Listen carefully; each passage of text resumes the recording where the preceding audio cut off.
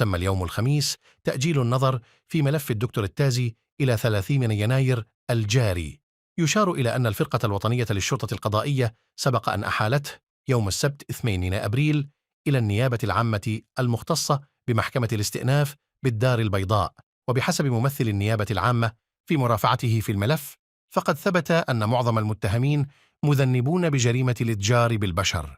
يشار إلى أن الفرقة الوطنية للشرطة القضائية سبق أن أحالت يوم السبت 2 أبريل على النيابة العامة المختصة لدى محكمة الاستئناف بالدار البيضاء 8 أشخاص، من بينهم سيدة ومالك مصحة خاصة بنفس وعدد من العاملين والمسؤولين، وذلك للاشتباه في تورطهم في قضية تتعلق بالنصب والاحتيال والتزوير واستعماله في فواتير تتعلق بتلقي العلاجات الطبية.